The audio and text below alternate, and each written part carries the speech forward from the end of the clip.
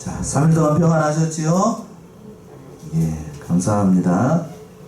자, 오늘은 3일 예배인데, 고린도전서의 말씀은 이제 다음 주간 정도, 다다음 주간 정도 살펴보도록 하고, 이제 코로나 관계로 해서 오후 예배, 본가의 말씀을 보지 못했는데, 누가복음 18장에 있는 말씀, 이 말씀을 통해서 우리가 은혜를 받고자 합니다. 그래서 누가복음 18장 18절에서부터 마지막 43절까지 있는 말씀인데, 본가의 제목을 뭐라고 잡았냐면 부자 청년, 이렇게 제목을 잡았어요. 그러니까 아주 중요한 본문의 말씀 가운데 한 구절인데, 그래서 이 본문의 말씀은 30절까지 첫 번째 대지인데, 부자 청년과 영생 문답에 대해서 예수님께서, 부자 청년과 예수님께서 주고받은 그 영생에 대해서, 영생의 문제에 대해서 문답을 하시는 아주 귀한, 신학적으로도 굉장히 중요한 본문의 말씀이에요. 그 말씀이 이제 30절까지고, 두 번째 대지는 31절과 34절에 있는 것처럼 예수님께서 죽으실 것을 세 번째로 예언하신 그런 말씀입니다. 그리고 마지막 대지가 43절까지 맹인을 고치심. 마가복음에 따르게 되면 이게 바디메오인데, 이 바디메오를 예수님께서 고쳐주신 그런 본문의 말씀이에요. 가장 중요한 말씀 첫 번째 대지에 있는 것처럼 부자 청년의 영생 문답입니다. 굉장히 중요한 말씀인데, 18절 먼저 보시면은요, 어떤 관원이 물어가로되 선한 선생님이여 내가 무엇을 하여야 영생을 얻으리까? 어떤 관원이 물어가로되 이렇게 시작을 하고 있는데, 이 부자 청년에 관한 이 말씀은 마태복음, 또 마가복음, 그리고 오늘 본문의 말씀 누가복음, 공관복음에 다 기록되어 있는 아주 귀한 진리가 담겨있는 그런 본문의 말씀입니다. 자, 이 부자 청년의 말씀을 통하여서 예수님께서 굉장히 중요한, 어떻게 하는 것이 영생을 얻는 길인가, 그걸 예수님께서 이 말씀을 통하여서 보여주는 아주 귀한 말씀입니다. 굉장히 중요한 신학적인 의미가 담겨있는 말씀이에요. 자, 다른 공관복음서를 다 종합해 보게 되면 이 누가복음에는 관원이라고 되어 있죠. 관원이라고 되어 있잖아요. 다른 복음서에서 보게 되면 청년이라고 되어 있어요. 그리고 또 부자였습니다. 이걸 다 종합해 보게 되면, 그러니까 부자이면서 청년이고 또 관원이라는 것은 사내들의 공예의 그 공회원이라는 거예요. 그러니까 세 가지를 다 가지고 있었어요. 여러분들이 좋아하는 거. 부도 있고 명예도 있고 그리고 젊어요. 영 핸섬 리치인데, 보통 그렇게 얘기합니다. 저기 1등 신랑감을 걸어가면 이 정도는 되겠죠? 1등 신랑감 얼마나 좋아요. 관원이면서 부자이면서 또 정기까지 한 그런 사람이었습니다. 그리고 또 한 가지 뭐냐면 사내들인 공예 회원이면서 신앙심까지, 나름대로 종교적인 열심도 있었던 대단히 경건한, 외모적으로 봤을 때에는 대단히 경건한 그런 신앙의 사람이었어요. 흠잡을 만한 것이 없었던, 안팎으로 봤을 때, 인간적인 관점으로 봤을 때에는 흠잡을 만한 것이 어디 한 군데도 없어요. 그러면서 뭐라고 예수님께 물어봤냐면, 선한 선생님이여 내가 무엇을 하여야 뭐를 얻겠냐고요? 영생을 얻겠냐. 요즘 보통 사람들 같으면 영생에 대해서 물어보는 사람 그렇게 많지 않아요. 저도 목사로 부름을 받고 난 다음에 직접적으로 이렇게 저에게 영생에 대해서 물어본 사람 손에 꼽아요. 손에 꼽습니다. 그런데 이 청년은 부자이면서도 어떻게 하는 것이 영생의 길인지, 쉽게 얘기해서 구원을 받을 수 있는 길인지를 물어본 겁니다. 자, 여기에는 이렇게 되어 있는데, 다른 거에서 보게 되면, 다른 비슷한 본문의 말씀 다른 거에서 보게 되면 이 질문 자체가 옳은 게 아니고 잘못됐다는 사실을 금방 알 수 있어요. 자, 영생은 내가 어떤 것을 해서 받을 수 있는 건가요? 아닌가요? 아니에요. 내가 어떤 선한 일을 했다라고 해서 영생을 받는 게 아닙니다. 아니에요. 영생이라고 하는 것, 더 쉽게 얘기해서 구원이라고 하는 건 하나님의 은혜로 되는 겁니다. 하나님의 은혜로 선물로 주는 거죠. 믿음이라고 하는 것은 선물로 주는 거잖아요. 에베소서 2장이죠. 에베소서 2장 8절과 9절. 에베소서 2장 8절과 9절 아주 귀한 말씀입니다. 너희는 그 은혜에 의하여 믿음으로 말미암아 구원을 받았으니 이것은 하나님에게서 난 것이 아니요 하나님의 선물이라. 너희에게서 난 것이 아니요 하나님의 선물이라. 행위에서 난 것이 아니니 이는 누구든지 자랑하지 못하게 함이라. 예, 정확하게 얘기를 하고 있는데 너희는 그 은혜에 의하여 믿음으로 말미암아 뭐를 받았으니? 구원을 받았으니 이것은 너희에게서 난 것이 아니고 하나님의 선물이고 행위에서 난 것이 아니니 이는 누구든지 자랑하지 못하게 하겠어. 오늘 본문의 말씀에서는 잘 나타나 있지 않은데 다른 복음서에서 보게 되면 내가 무엇을 하여야 영생을 얻으리까 이렇게 물어봤다고요. 해서 뭘 영생을 얻는 게 아니고 믿어서 구원을 얻는 거예요. 믿어서 믿음으로 말미암아 구원을 얻는 것인데 누구를 믿음으로 말미암아? 예수를 믿음으로 말미암아. 근데 이 부자 청년은 그게 뭔지 모르니까 이렇게 물어본 거지요. 그래서 이 예수님께서는 이 부자 청년의 물음이 어떠한 의도로 물어본지를 잘 아시기 때문에 그 부자 청년에게 있어서 부족한 것이 무엇인지 뭐가 잘못되어 있는지를 하나하나 꼬집어서 말씀하시는 거예요. 그 말씀이 먼저 19절에서 이 말씀을 보시면 19절 보시면 예수님께서 이렇게 말씀하시죠. 예수께서 이르시되 내가 어찌하여 나를 선하다 일컫느냐 하나님 한 분 외에는 선한 이가 없느니라. 선한 선생님이요 라고 이제 부자청이 먼저 18절에서 물어봤잖아요. 그러니까 예수님이 대답은 뭐라 했냐면 선한 분은 누구밖에 없다고요? 하나님밖에 없다는 거예요. 하나님밖에 없다. 왜 예수님께서 이렇게 말씀을 하셨을까? 이 부자 청년에게 중요한 거는 선한 일이에요. 선한 일. 그러니까 인간이 어떠한 선한 일을 해야 영생을 얻을 것이라고 생각을 했기 때문에 인간이 무슨 선한 일을 해서 영생을 얻는 것이 아니고 선한 것은 누구밖에 없다? 하나님밖에 없다.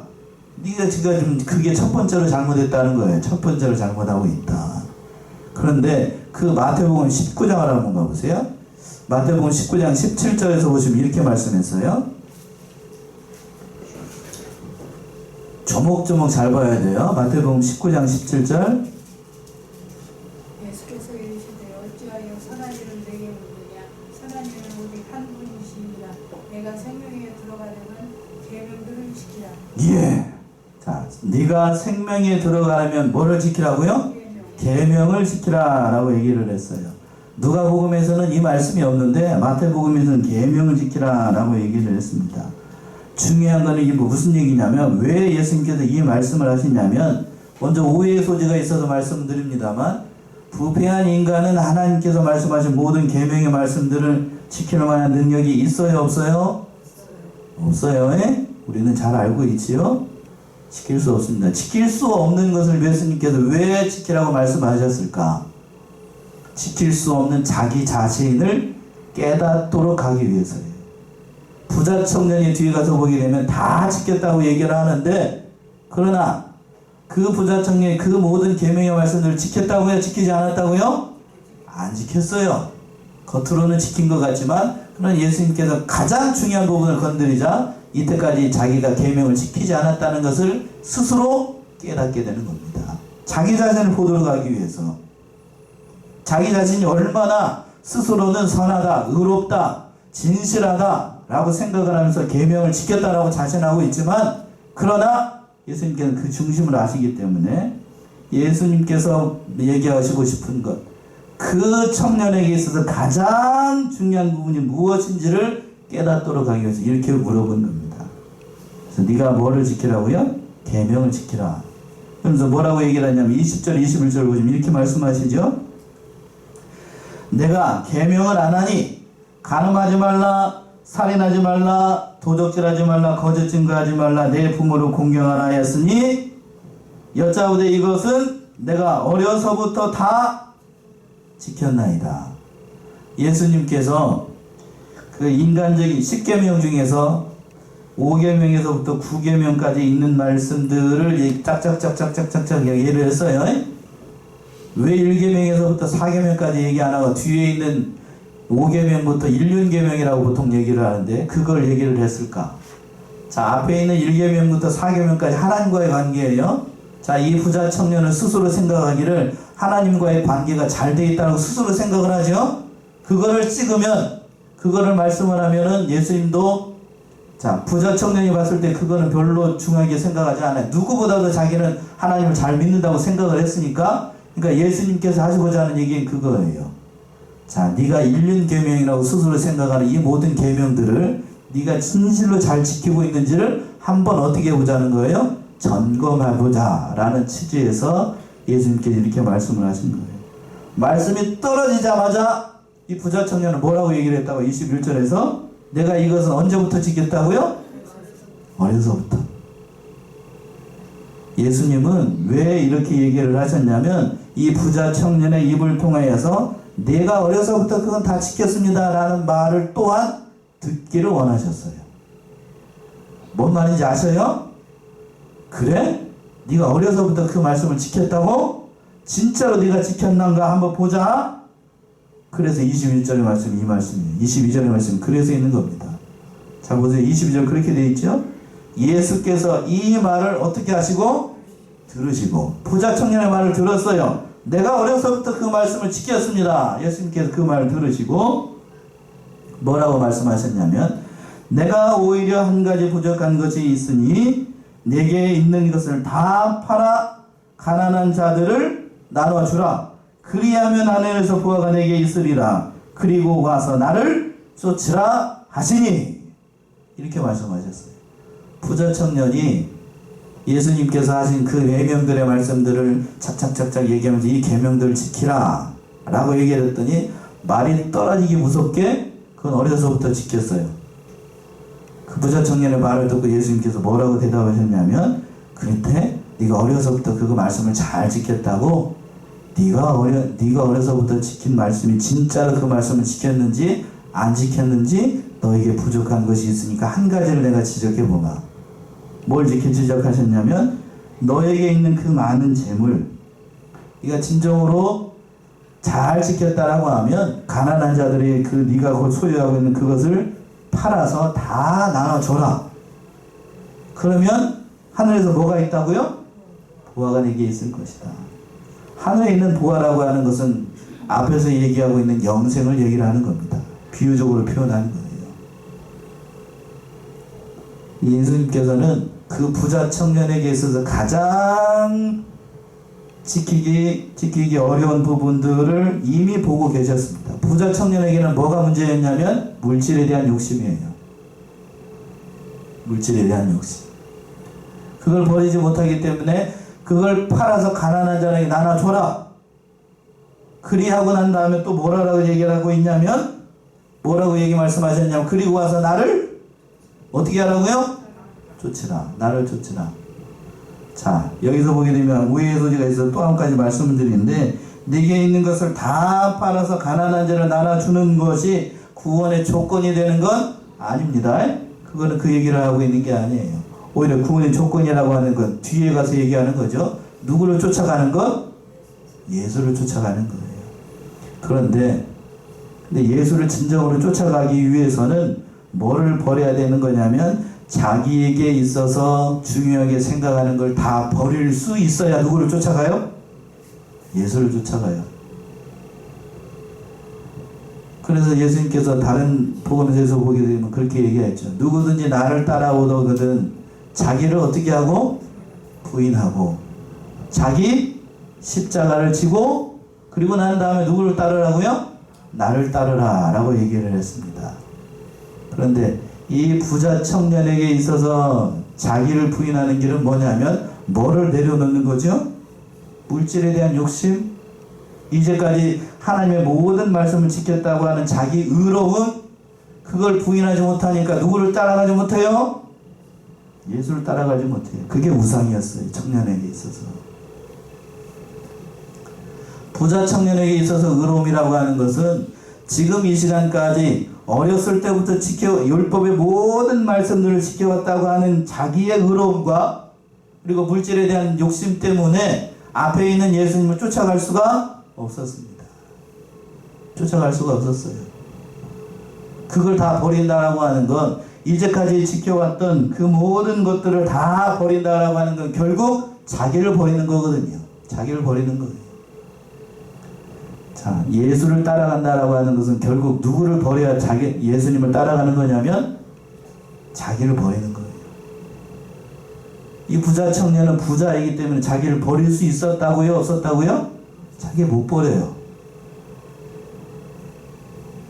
저를 한번 보세요. 여기 앉아 계신 분들은 자기를 버렸기 때문에 예수를 믿게 된 겁니다. 맞나요? 전도사님도 그렇고 앞에 권사님도 그렇고 자기를 버려야 누가 보이기 시작하냐면 예수가 보여요. 예수가 보입니다. 그래서 사도 바울이 그렇게 얘기했죠. 자기는 날마다 뭐 한다고? 사노라 죽노라? 죽노라. 날마다 죽는다는 이유가 뭐겠어요? 자기를 어떻게 했기 때문에 죽는 거죠? 버렸기 때문에. 또 다른 말로 자기를 부인했기 때문에 철저하게 자기를 버릴 수 있었던 겁니다. 이 부자 청년은 그래서 예수를 쫓아갈 수가 없었어요. 부자이기 때문에. 물질적으로만 부자가 아니고 영적으로도 부자였고 신앙적으로도 부자였고 모든 것이 다 부자입니다. 부자니까 예수를 따라가기가 어려워요. 그래서 23절의 말씀이 그래서 있는 겁니다. 23절 다시 어느 분야 한번 읽어보세요. 그 사람이 큰 부자이므로 이 말씀을 듣고 심히 근심하더라. 예, 그 사람이 어떤 부자요? 큰 부자인 고로 그의 말씀을 듣고 심히 근심하더라. 여기다 제일 중요한 말, 큰 부자요? 무슨 부자? 큰 부자. 큰 부자니까 뭐가 들어와요? 그거 다 버리라고 그랬더니 근심이 들어옵니다. 그러니까 여러분들 이걸 생각해 보게 되면 그래서 이 세상에서 큰 부자로 살고 싶습니다 라고 이렇게 저도 그렇고 욕심이 많은 사람인지라 그렇게 기도할 때도 있죠. 그러면 그렇게 기도하면 뭐만 들어온다고요? 근심만 들어와요. 근심만 들어와요. 그 예수 따라가는 길이 어려워요. 부자이게 되면. 앞에도 제가 말씀드렸던 것처럼 이 부자 청년은 물질적으로도 부자였고 영적으로도 부자였고 또 종교적으로도 부자였고 이 모든 것이 다 부자다 보니까 그거 다 버리고 나를 따르라, 예수를 쫓으라 라고 얘기를 했더니 그거 버릴 수 있어요? 없어요? 그거 못 버려요. 그러니까 근심이 됩니다. 근심이 돼요. 그 앞에 이 생명의 길이, 지금 생명의 길이 지금 자기 앞에 있죠? 생명이 자기 앞에 있잖아요. 예수님이 생명의 길이니까. 그 생명이 자기 앞에 있음에도 불구하고 자기가 이때까지 믿고 의지했던 것들이 더 예수보다 중요하기 때문에 그거 버릴 수가 없어요. 버릴 수가 없습니다. 그러나 본래부터 가진 것이 없는 가난한 자들은 예수를 따라가기가 부자보다는 쉽습니다. 그래서 보게 되면, 그래서 아이러니하게도 그랬죠. 영적으로 부자이고 영적으로 하나님을 잘 믿는다고 생각했던 서기관들과 바리새인들은 예수님이 오자 예수를 믿었다고요? 안 믿었다고요? 안 믿습니다. 자기가 가지고 있는 게 더 부자인데 예수를 믿을 수가 없는 거고. 그러나 육신적으로나 영적으로나 다 가난해져가지고 있는 것이 아무것도 없는 눈 먼 사람들 지어서도 나오죠. 또 가난한 사람들, 그 사람들이 예수를 영접하게 됐던 거예요. 그래서 예수님께서 그 부자 청년이 근심하는 것을 보고 예수님께서 이렇게 말씀하시죠. 24절과 25절의 말씀이 그 말씀이에요. 24, 25절 보시면 예수께서 저를 보시고 가라사대 재물이 있는 자는 하나님의 나라에 들어가기가 어떻게 어려운지 약대가 바늘귀로 들어가는 것이 부자가 하나님 나라에 들어가는 것보다 쉬우니라 하신대. 부자 청년이 근심하는 것을 보고 예수님께서 이렇게 말씀을 하시는 거예요. 재물이 많은 사람은 어디에 들어가기가 어렵다고요? 하나님 나라에 들어가기가 어렵습니다. 실제로도 그래요. 실제로도 물질적으로 부자인 사람들이 예수 잘 믿을 것 같지만 그렇지 않습니다. 물론 그 중에는 부자인 사람, 예수 잘 믿는 사람도 덜어 있기는 합니다만 보통의 경우에는 가난한 자들이 육신적으로나 영적으로나 가난한 자들이 예수 잘 믿는 사람들이 많아요. 그렇죠? 그래서 예수 믿는 사람들 가운데 큰 부자가 별로 없어요. 우리는 그렇게 되기를 원합니다만 큰 부자 하나님께서 허락하시지 않아요.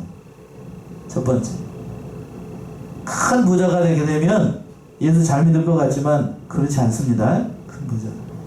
그러니까 큰 부자가 되는 것보다도 중요한 거는 하나님을 바로 믿는 사람, 그런 큰 부자가 되기를 원해야지, 육신적으로나 물질적으로 큰 부자가 되는 건 그거는 하나님을 잘 믿는 방법이 아니에요. 그래서 비유로 말씀하시잖아요.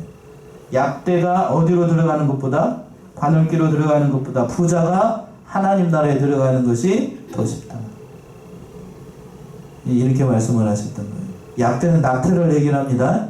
낙타가 바늘기로 들어가기가 쉬워요? 어떻게 넣어야 바늘기로 들어가요? 이렇게 이렇게 눌러가지고 짜부라뜨려 갖고 누르면 귀로 들어가요? 들어가겠어요 그게? 불가능하다는 얘기예요. 불가능하다는 얘기. 바늘기가 얼마나 큰데 모르죠. 철강소가가 저 대장간 가가지고 바늘기를 이렇게 크게 만들면 들어갈 수도 있겠을지 모르겠지만 보통의 경우는 어렵죠. 어렵다는 얘기가 되지 않는다는 얘기입니다. 그러니까 육신적으로 부활려진 생각하지 말고 그런 것보다도 예수를 잘 믿는 것, 그것이 더 중요하다는 얘기지. 26절 27절 그 말을 듣고 제자들이 이렇게 얘기합니다. 26, 27절 보시면 듣는 자들이 가로되 그런즉 누가 구원을 얻을 수 있나이까? 가라사대 무릇 사람이 알 수 없는 것을 누가 하실 수 있느니라? 하나님이 하실 수 있다.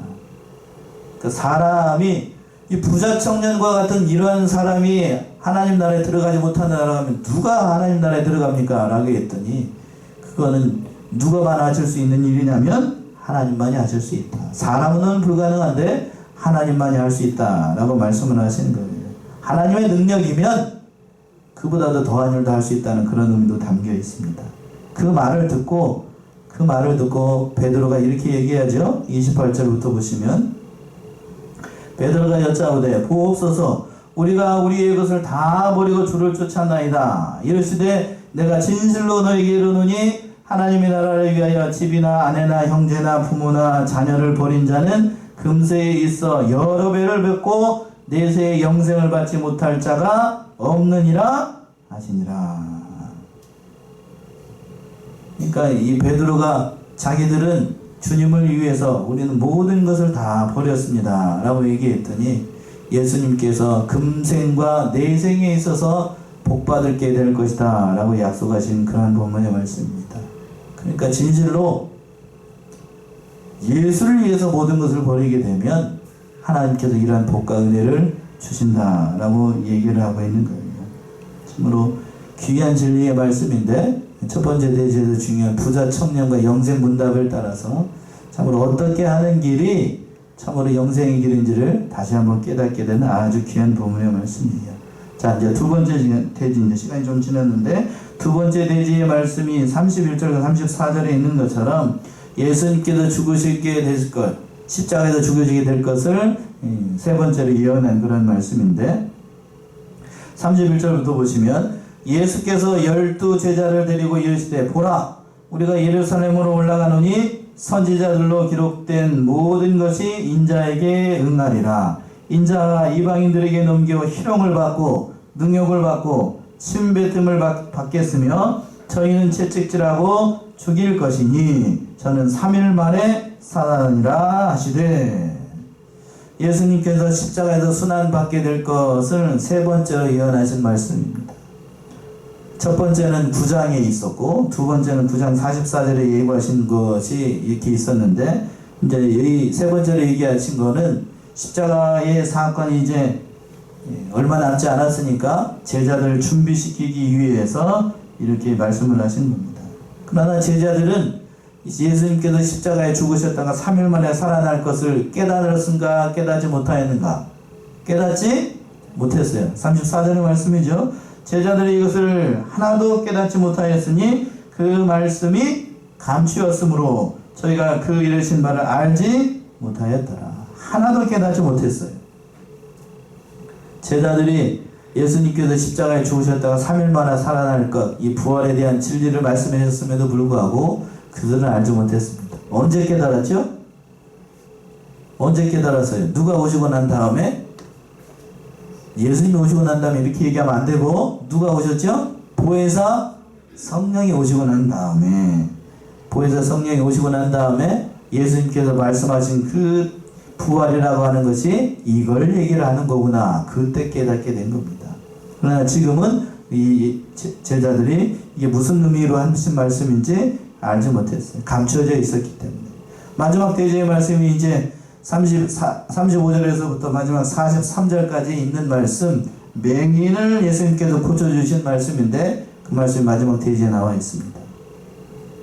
35절 36절 보시면 여리고에 가까이 오실 때에 한 소경이 길가에 앉아 구걸하다가 무리의 진함을 듣고 이 무슨 일이냐고 물은데, 6월절이 가까이 다가오니까 이제 예수님이 이제 그 십자가를 지시러 올라가시는 그 길이 가까웠다는 거예요. 6월절 양으로 예수님께서 돌아가시니까 많은 사람들이 상경을 했습니다.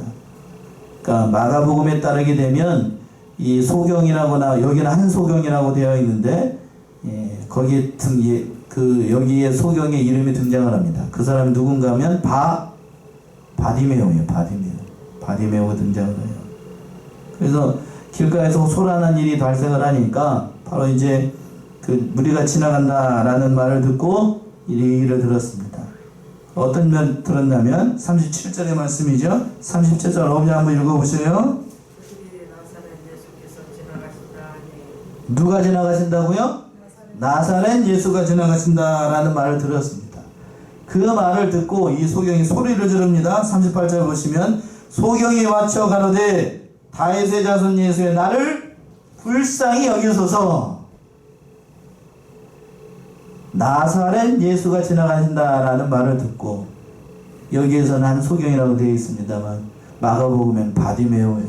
바디메오가 다윗의 자손 예수여 나를 불쌍히 여기소서 이렇게 소리를 질렀습니다. 그러니까 옆에 있었던 사람들이 소경이 꽥 소리를 지르니까 가만히 있지 않았지요. 그 말씀은 39절이죠. 앞서가는 자들이 저를 꾸짖어 잠잠하라 하되 저가 더욱 심히 소리 질러 다윗의 자손이여 나를 불쌍히 여기소서 하는지라 더 크게 소리를 질렀어요. 그러고 난 다음에 저벅저벅 예수님께서 길을 지나가시다가 그 소리를 듣고 머물러 섰습니다. 그 말씀이 40절이죠. 예수께서 머물러 서서 명하여 데려오라 하셨더니 저가 가까이 오매 물어가라사대. 41절이요. 읽어보세요. 41절. 내게 무엇을 하여 주기를 원하느냐 이르되 주여 보기를 원하나이다. 예수님께서 물어보셨어요. 몰라서 물어봤을까요? 뭐라고 물으셨어요? 내가 무엇을 하여 주기를 원하느냐. 예수님이 몰라서 물어봤을까요? 아니죠. 다 알고 있습니다. 몰라서 물어본 게 아니고 모든 사람들 앞에서 이거를 보여주는 겁니다. 보여주는 거예요. 뭘 보여주는 건가? 예수님의 능력 그리고 이 사람의 믿음을 보여주는 거예요.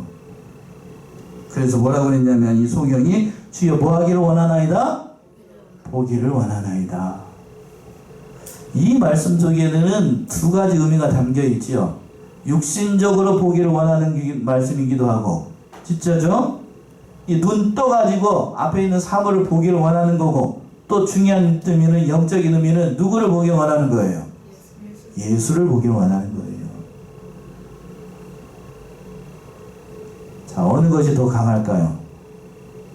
육신의 눈이 뜨는 거를 원할까요? 아니면 영의 눈이 떠서 예수를 보기를 원할까요? 둘 다죠, 둘 다. 둘 다. 제가 말씀을 준비하면서 보니까 어느 사람은 육신의 눈이라고 그러고 어느 사람은 영의 눈이라고 얘기하는데 둘 다입니다. 그러나 비중을 따진다라고 하면 영의 눈이 더 중요하죠. 영의 눈이 중요합니다. 그 말을 듣고 예수님께서 뭐라고 말씀하시냐면 왜 영의 눈이 떠지는 것을 방점을 둬야 되냐면 그 말씀이 42절에 있기 때문에 그래요. 42절 한번 읽어보셔요. 예수께서 그에게 이르시되 보라 내 믿음이 너를 구원하였느니라 하시매 예. 예수께서 저에게 이르시되 보아라 내 뭐가 믿음이 너를 구원하였다. 믿음이 구원했어요. 믿음이 구원했습니다. 그러니까 육신의 눈을 뜨는 게 중요한 게 아니고 믿음으로써 그 영의 구원을 얻어서 앞에 있는 예수가 누구인지를 깨닫게 되는 것. 이게 더 중요하다는 얘기죠. 이게 더 중요하다는 얘기예요. 두 가지를 구원을 얻은 거예요. 바디메오는. 그래서 마지막 43절 보시면 이렇게 말씀하시죠. 곧 보게 되어 하나님께 영광을 돌리며 누구를 쫓아요? 예수를 쫓으니 백성이 다 이를 보고 하나님을 찬양하니라. 아니 이 말씀이 참 귀한데 43절 보시면 곧 어떻게 됐다고 되어 있어요? 보게 됐습니다. 누구를 봤죠? 예수님을 봤어요. 그리고 하나님께 영광을 돌리고 누구를 쫓아갑니까? 예수를 쫓아가요. 자, 평생 동안 눈이 감겨 있다가 그 믿음으로 말미암아 눈이 떠져가지고 예수를 봤어요. 예수를 보자마자 하나님께 영광을 돌리고 그 즉시로 예수님을 쫓아갑니다. 근데 보세요. 참 재밌는 게 뭐냐면 앞에 첫 번째 대지에서 부자 청년은 어떻게 했죠? 평생토록 부자로 살다가 예수님을 만났어요. 그치요? 육신의 눈이 멀은 것도 아니고 하나님의 말씀을 잘 지켰다고 해서 영생에게 자기 앞에 있음에도 불구하고 예수를 봤음에도 불구하고 너는 그리고 와서 나를 쫓으라고 그랬더니 예수님 따라갔어요? 못 따라갔어요? 못 따라갔어요. 여기에서 시사하는 바가 많죠? 예수 시사하는 바가 많아요. 자, 앞에 있는 부자 청년은 눈을 떴지만 영적으로 보게 되면 뭐하고 똑같아요? 맹인하고 똑같은 거고 보지 못하는 사람하고 똑같습니다. 그러나 옆에 뒤에 있는 바디메오는 눈은 비록 감겨 있었지만 예수님의 능력으로 눈을 뜨고 난 다음에 누구를 봤어요? 예수를 봤으니까 부자 청년보다 나은 삶을 산 거죠. 정말 중요한 본문의 말씀입니다. 우리는 이 말씀을 통해서 정령 어느 것이 살 길인지를 다시 한번 깨닫고 오직 예수님께서 말씀하신 그 믿음의 길을 따라 나가고 오직 예수님만 따라 나가고 복받는 우리 사랑하는 성원의 성도님들 다 되시기 바랍니다.